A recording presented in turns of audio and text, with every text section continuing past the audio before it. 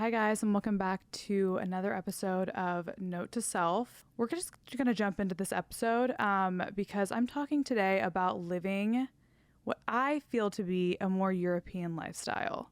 Now, I'm clearly not European. I'm very much American, but I have gone to Europe a couple of times, and I just feel like there's a different vibe when I'm there. Obviously, this is going to be an Americans romanticizing European lifestyle episode.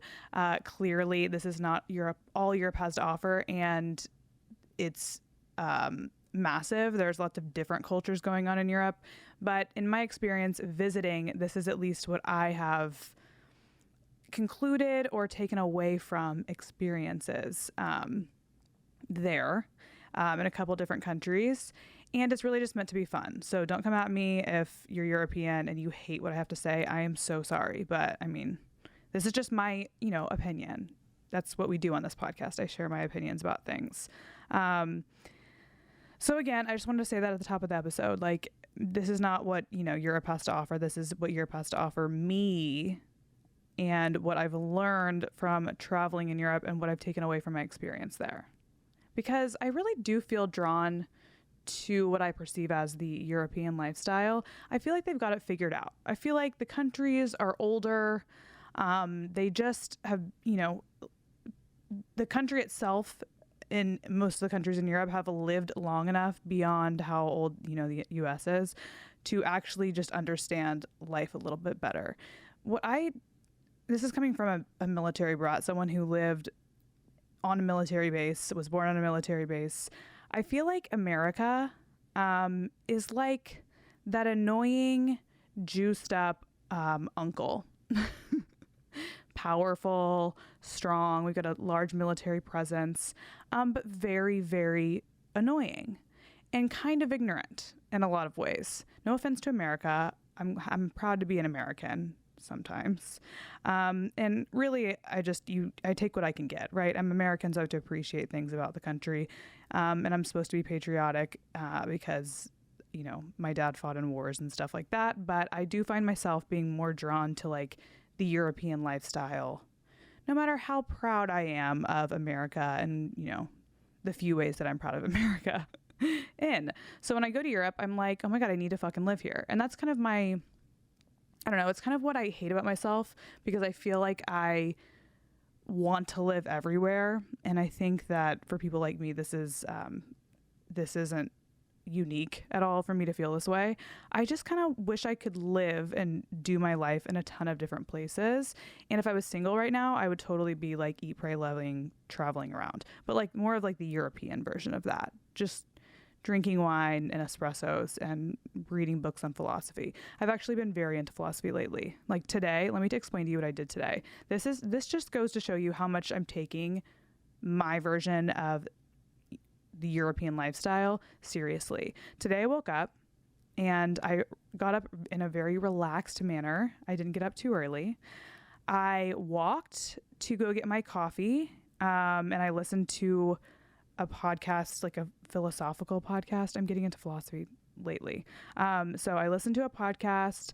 I, by foot, did some returns. I went and got my nails fixed. And then I got ready, listening to more podcasts. And I went to my favorite cafe, Zinc, which is like right by where I record. And I got a glass of wine and Le Bowl and just like listened to good music and prep this episode because I do everything last minute.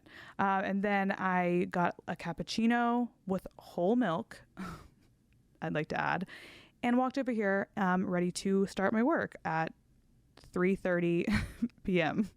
on a Friday. This is what I believe to be the European lifestyle and how I'm living in my day-to-day life. So I'm kind of jacked up on a cappuccino right now, and it's also like combating with the glass of white wine I had at lunch. I'm feeling really in the zone to tackle a topic like this. So the first time I went to Europe, or was lucky enough to go to Europe, was when I was 16 years old. And I did so with my history class. I went to a school, like a private school, so there weren't a lot of rules that are like state mandated on private schools. So one time, I guess it was freshman year, when I was 16 or when I was 15. This was the year prior. My history class, everyone in my history class, decided that we all wanted to go to Europe, including the teacher. And we had, like, through the school, booked a trip for all of us to Spain.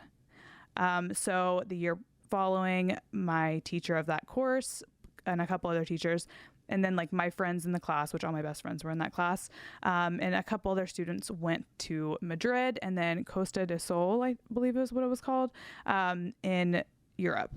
And this was really my intro to Europe because my family didn't really travel much when I was growing up. We were just really into like sports and school and stuff like that. So they really never made time for it, I guess. So I got my first taste of traveling overseas at all when I was 16 through this trip. And of course, as a 16-year-old girl from the US who had like a taste for rebellion, I would say, my friends and I were really just excited to escape away for, drinks at lunch.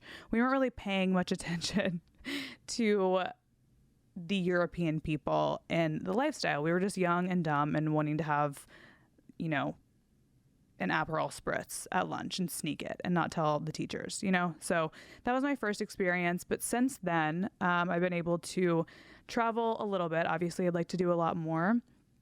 And one of those travels was studying abroad in Florence, and I got to stay there for a good amount of time. And in that time, I also went over to France because it was pretty easy to go over there. And I just feel lucky to have had some experiences in a place that I feel kind of drawn to. And every time I visit Europe, I feel more relaxed. It's kind of like the opposite of what I feel when I visit New York. And New York is like my favorite city in the whole US. So it's not that it's better, it's just different. And I feel like a different version of myself when I'm there. So when I travel kind of nowadays, I actually went to Europe last week for the first time since 2019. And I kind of just reinvigorated my desire to travel a little bit more. But when I travel now, I'm no longer only looking for the, lunch Aperol spritz, which I still am looking for that. I'm kind of looking to immerse myself in the culture of the place. I like to sit down where the locals sit, observe, do what the locals do. I also like the touristy things, but I really just like to pretend like I live there in whatever way that I can when I visit a new place. And that also goes for places in the US as well and elsewhere. So for me, traveling is about appreciating the lifestyles of the people where you're traveling, and also being able to bring home aspects of that and incorporate that into your own life, respectfully, of course. So I'm going to kind of go through what I believe to be a European lifestyle and how I'm implementing that into my life here in the US. So I've broken it down into 3 tenets of European lifestyle. And again, if you're European, I'm obviously not. This is just my little Americanized version for funsies. The first tenet is slowing down. So I noticed when I was studying abroad in Florence, when I was in college, that one morning I was like walking to class. I was of course late, and I'm like I would say power walking through the streets of Florence on the cobblestones, like trying to find my way. I don't speak Italian. Italian's a really hard language for me. I don't understand, I guess, like the rhythm of the language. Like French makes more sense to me, but Italian, they like emphasize like the middle of the sentence when they're talking, and I don't understand. I don't understand it. No matter how many times I go there, I cannot speak Italian, and I cannot hear what they're saying. Signage is a little bit different. Obviously, reading it is a little bit different. You can kind of deduce what things are saying on like signs and stuff. But I noticed in Florence, as I'm running to my class in the morning, I went to a coffee shop to get like a latte. And this is, the first time I had been introduced to Europe outside of my little 16-year-old week-long excursion to Spain with my friends where we were not paying attention. And I ran into a coffee shop. I'm expecting it to be like an American coffee shop where you go in, you get your coffee to go, and you leave. And taking your coffee to go or for takeaway is so not a thing there. Obviously, it is a thing, but like people in the cafe could tell that I was American. Obviously, they could probably tell I was American for a lot of different reasons, but I know that like for takeaway is not necessarily like a European thing.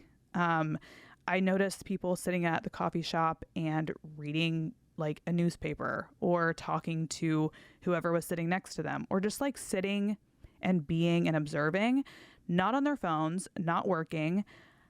I feel like this kind of like slower, more relaxed lifestyle is not something that I've really seen in many places in the US. And seeing that in Florence and now around other parts of Europe has really, I don't know, it just struck me. I was like, damn, they're not like running around like a psychopath. They don't seem really that stressed. And they seem like they're really enjoying themselves. Obviously, there are people who have coffee for takeaway who are European, but I'm just saying this is something, it was like an energy that I noticed that was so different from like your standard coffee shop in the US, obviously, especially like a Starbucks or a Phil's, like you're in, you're out, and you're on to the next thing here. So another thing that actually sent me into a massive panic when I was in France. This was like literally in 2019. I'm not trying to make this episode like me being like, well, when I was in here and when I was in here. I really haven't traveled that much, but every opportunity I've gotten, I have tried to travel. I had like a little European excursion in 2019 with some of my friends from here in LA, and we did so on a major budget. We were not living, it was like living the high life because traveling is, you know, amazing and a privilege, but we weren't like traveling in a fancy way. Okay. We were pinching pennies, but the experience was so worth it to me. I actually talked about this in my last episode about the best things I've done for myself in my 20s. Not luxury travel, I would say. It hasn't been normal, but I have had the experience because I have, you know, I've prioritized spending money on that even when we were staying at like really scary, shitty places. Still worth it. Still absolutely worth it. So I noticed in France specifically, I had this idea when I was there in 2019 that we were there for a week. So we were like, we're going to do this on each day. We had a whole itinerary. We were like thinking it was going to be like New York, LA pace where like you're on a schedule really. And we quickly noticed that while in France, we would be sitting down eating lunch or eating dinner, and the servers were not interested in the kind of service that you might get in the United States, meaning they're not up your butt. They were waiting for you to finish courses. They're not trying to get you up and out of the chairs to let someone else in. It was slow. And I think it can be misconstrued as an American person as like lackadaisical or lazy, but I quickly realized this was on purpose. Like people have their chairs in the cafes sitting like together facing out to the street so you can like observe what's going on and take in the energy of the city, and the server isn't trying to like hurry you along for your meal. And as an American person, at first I was bothered by this and it was giving me a whole lot of anxiety because I'm like, damn, we got to get to our next thing, like we got to go. And observing French people just fucking relaxing is very inspiring, and I stopped being as annoyed as I was. I will say I still have anxiety. Like when anything goes slowly, I have anxiety, but that was a lovely thing to observe and then also try to remember and take into my dining experiences, lunch, dinner, whatever it is. And also I think it taught me that it's easy to see other cultures as like, I don't know, compare them to your own culture, which I just don't think is necessarily the right thing to do. It's just different. And honestly, there's a really great facet to, in this case, French culture of sitting and dining and relaxing and not trying to hurry your waiter or them hurry you. It's really beautiful and it's very calming. I also noticed that taking like a 2-hour lunch is somewhat standard in European countries, which I love. It's very not American. I know a lot of us take lunch while we're actually working. And this is like, I feel like it's just a great time to relax and reset. And like I kind of like to break my day into 2 parts anyways, like my administrative tasks and then like things like this where I'm recording or taking photos or whatever it is. Like I feel like the midday break is like a good way to like reset and focus on the second part of your day.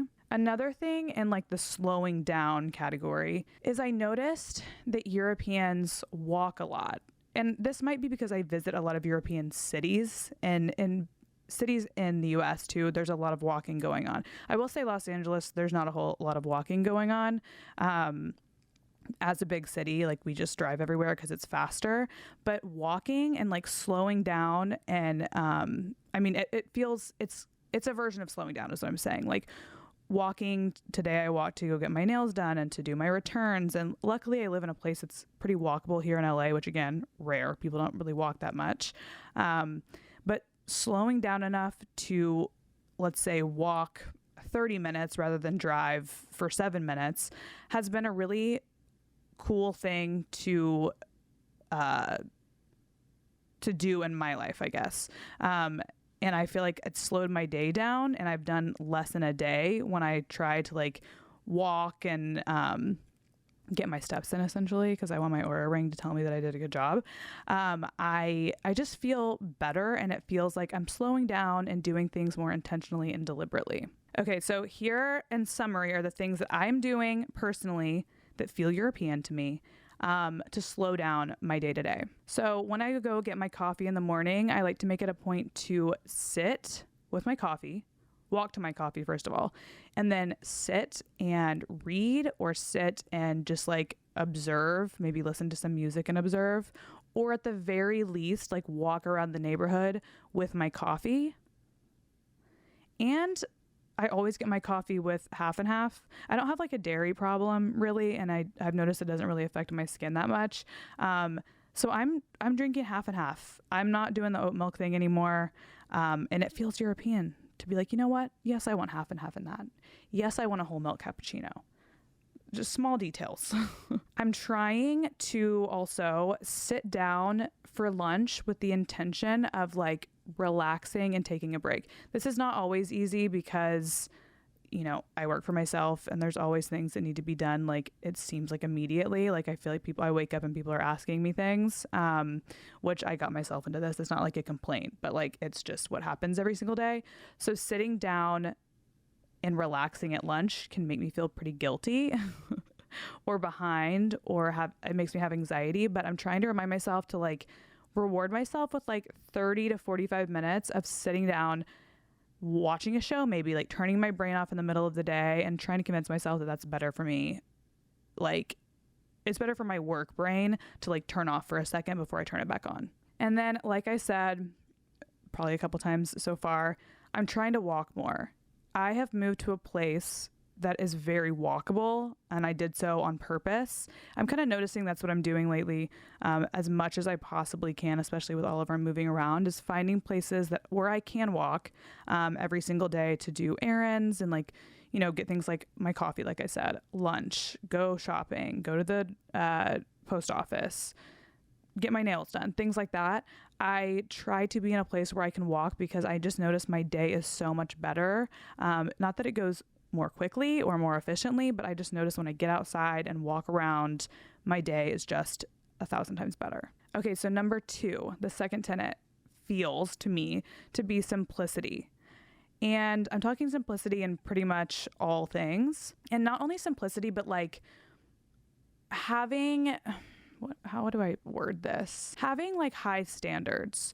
So let's say instead of going to Costco and getting excess groceries, I'll go to, you know, the grocery and get what I need for that day and the next, because I can walk there. Like I said, it's convenient. Or going to like a specialty shop, like a butcher or a bakery or something like that.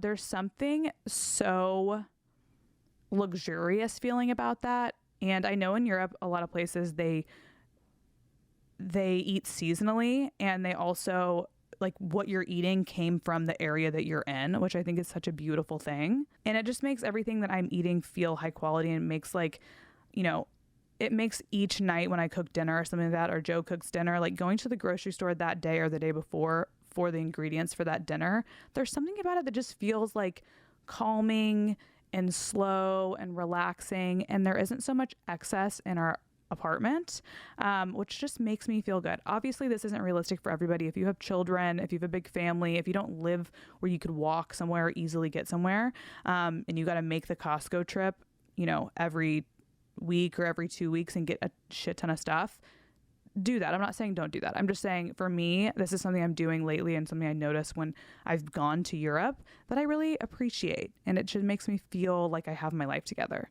I've talked a lot about being intentional and simplifying my closet, being intentional with buying things and then simplifying my closet. I have gotten to a point in my life where I don't want to go to Forever 21 and spend, $200 on 30 things. Like, I just want to save my money. I want to be careful and intentional, and I want to research what I buy myself. And I've really started to implement that within the last year or two. And I realize that is a privilege to do so. It does take a little bit of funding to do something like that. But I think that overall I'm wasting less. And over time, I feel like I'm spending less because I'm buying high quality items that I can wear over and over and over and over again. And to me, that feels like very Euro girl, like investing in the good jacket or the nice heel or the great boot or the beautiful bag that you're going to wear every single day, rather than having a million of everything and 1,000 different options. Like, I just want to have a few things of high quality, and that kind of simplicity gives me like European lifestyle energy. So what I'm taking away from what I've just explained is that I'd like to be more intentional with my purchases. This is like a little summary. And focus on purchasing high quality items that I can use for a long time, which is also more sustainable in the long run. And just being, when I buy something, I want to have it's not on a whim at the end of the day. That's what I'm trying to say. And also I want to think about adding to a collection that I'll keep forever, whether it's my furniture or kitchenware or, barware or clothing. I want to think of adding to a collection that I'm going to keep for a really long time and really curating a collection that I like. And the third in simplifying is just trying to simplify my life and be more moderate when it comes to things, which for a Capricorn is really hard because we're kind of like work hard, play hard. It's like a very, feeding on capitalism kind of person. Like, I will go, when it comes to working, I will work and be in that zone and compartmentalize that time, and I can't do anything else but work. And then once I turn off, and it's time to be stupid and drunk, I will be the drunkest, dumbest person you've ever met in your life. I'm going to the extremes, and it's not giving effortless European vibes. It's just giving, it's giving too much. Honestly, it's giving way too much. I also feel and this kind of goes in the next category, but I feel like Europeans do things in moderation. So indulgence is in moderation. They're not giving me frat boy drunk in a bar energy. Though that exists, I feel I see it more I grew up in Texas and I went to college in Texas. Texans were kind of wild. When you go to a bar, you're gonna see a bunch of ex frat boys who still act like frat boys being literally insane. One time I was in Amsterdam very briefly just for a layover, which I definitely want to go back. But we're in the red light district. So there's literally sex work going on all around us. I feel everything is legal there. It's it should be chaos, right? And it really isn't. There's an order to things. It's actually pretty calm. It's clean. I fucking loved Amsterdam. And while we were walking through Amsterdam, through this place where chaos should be, running rampant, the only people we encountered that were obnoxious and chaotic were these dudes from Texas. And the reason we knew they were from Texas is one of them, as we were passing them in a massive group, ran up to one of my friends, didn't realize that, we were also from America and also from Texas, actually, and got in her face and screamed, "I'm from Texas, bitch," and then ran away. I didn't see anyone else doing that. The only person that I saw on that entire trip, the entire European excursion that I did for a month, that was that obnoxious was actually from Texas. So it's serving frat boy energy. Didn't really see that from that many Europeans. Not to say there aren't Europeans that are obnoxious. I'm just saying from what I experienced, not as obnoxious as where I come from, because I feel they're doing things in moderation. They're not getting shit-faced in a bar with their buddies because they're, shotgunning beers. I've partaken in many a shotgun. I've partaken in many of getting drunk at a bar with my own buddies. But I'm just saying it's not very European. And there's a simplicity to that I love, which leads us into the third and last tenet, which is indulgence. And to me, this is like kind of like worldly pleasures. You know, when you think European, you think like relaxing with the food and the wine, and like they're very laissez-faire about sex and things like that. Generalizing, I understand, but I feel this to my core. This is the energy that I'm getting when I'm in many parts of Europe. I feel like they have an appreciation for the arts and great food and really good wine and just the finer things in life. I'm a huge fan of the very long, late dinners that last hours. I feel like I'm kind of, when I want to go out, quote unquote, at night, I'm kind of like going towards that, where I want to do like a nice aperitivo and then move on to dinner and like have this long, lovely dinner surrounded by people that I want to talk to. And that's like my new wanting to go out thing. And that feels very European. Like I want to sit at a dinner for like 3 hours and have like multiple courses ending in espresso. And then maybe when I'm feeling a little bit crazy, we'll go out to a club or something. But really the night is centered around the dinner, and that feels European to me. So I've also noticed Europeans don't feel like guilty about this kind of indulgence. They're not feeling guilty about sitting down and having some wine with their friends and like eating carbs and sugar and all the things. Like they don't feel bad about that. It's just feels like a center point of their culture. And I'm not feeling guilty about that anymore either. I'm not saving up my calories. And I know I don't want to talk too much about like diet and things like that, but I don't want to ever put myself in like a lack mentality. I just want to live my life and celebrate my life through the things that I choose to do and to put in my body. And sometimes celebrating life feels like eating cheesecake with my friends after a really long meal.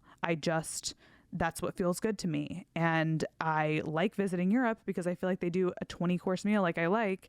And we're not thinking about like the healthified versions of things. We're kind of just wanting to sit down and indulge and take in great company. I also feel like whenever I am around European people, they have the best style. And like I was saying with like buying more high quality pieces, but less of them. I feel like Europeans, when they're like, okay, I need to go buy some shoes, they're like, let's go to Saint Laurent and buy some shoes.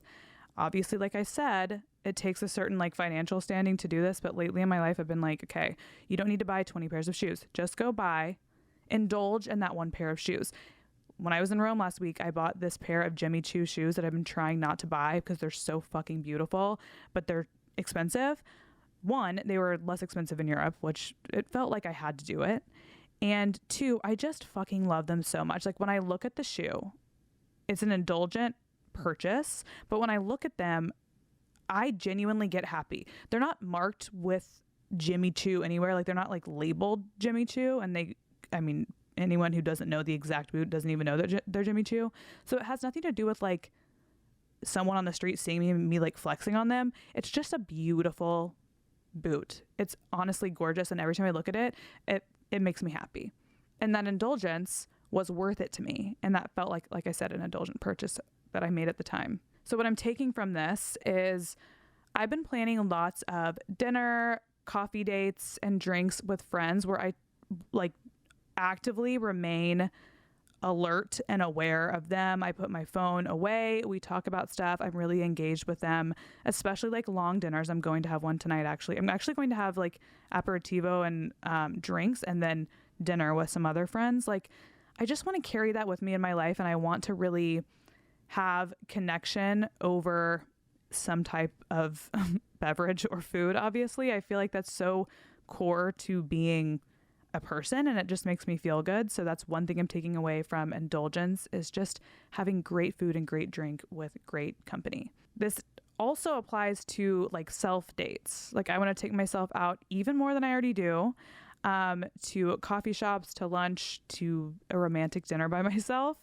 without relying on like my laptop to keep me busy or something. Like listening to music, maybe listening to a podcast or reading, or literally just sitting there and being. That would be like top tier, is just if I could sit there at a restaurant, like a fancy restaurant by myself, and just watch and observe and like eat my food without trying to distract myself at all. But sometimes when you do that, it welcomes people to come talk to you, i.e. men. And I don't want to attract that kind of attention. So maybe I'll just stick with reading a book. I'll just bring my Kindle or something. Usually people don't bother you when you're reading. Another thing I've been incorporating, this is kind of random, but it goes, is the midday glass of champagne. I freaking love champagne. A midday glass of champagne, especially after I've, while I've been working all day or something, stopping for a little break with my little glass of champagne in the middle of the day feels European. I don't know if they necessarily do that, but like in DC, I would go to this place called Cafe Riggs. It's in the Hotel Riggs. And after working until I would work until 4, I would stop and listen to music and have this avocado tuna thing with caviar on it and champagne and some French fries. And it was the best part of any work day. And then I would work after that until I would take a break for an hour and then I'd work after that. So it felt like a much needed break in my work day. And it was so luxurious feeling. And I feel like I've said it a million times, that feels European to me. And lastly, what I'm taking away from this indulgence is the portion of not feeling guilty about it.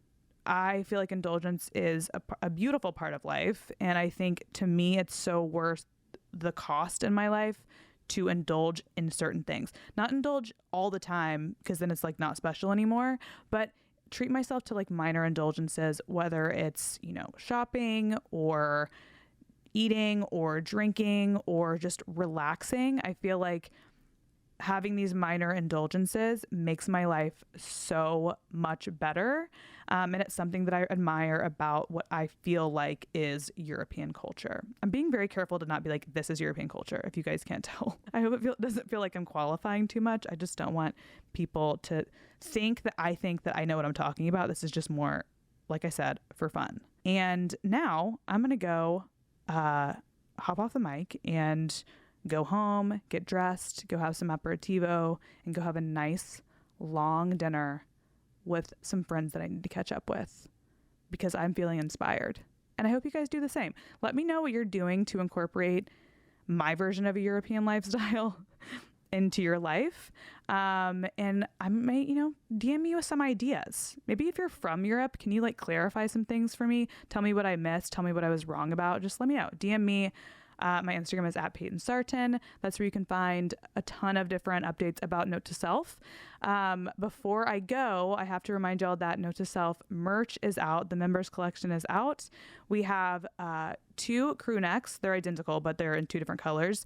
It's the beautiful embroidered crest that you can wear. It doesn't look like podcast merch. It just looks like, I don't know, it looks like a cool kind of preppy-ish a little bit crew neck that you bought that kind of looks upscale. That was my goal, at least. So it comes in this burgundy wine color, and it comes in white. So I have both colors, obviously, and I have the burgundy one in a medium because I like it a little more fitted, and I'll wear that with a tennis skirt or jeans with the sleeves rolled up, so it's a little bit more, like I said, fitted. And then the white one I have in a 2XL, and I'll wear that with leggings. That's the one I wear around the house with sweatpants, or I'll wear them with biker shorts or something like that. To me, I think I prefer the white one. I've spilled stuff on it, comes out really easily. They're both extremely comfortable. I need to get the wine burgundy one in the 2XL as well, because I love an oversized moment. They're also made to order, so we don't waste anything. And this is my first run of merch. So if you want to support the show, please take a look at that and see if either of them are really up your alley. Like I said before, you guys can find anything Note to Self related on Instagram @Payton Sartain. You can find me on TikTok @Payton Sartain, and the Note to Self full video episodes go live on Saturdays on my YouTube channel. You can find all of that stuff in the show notes, and I will talk to y'all next week.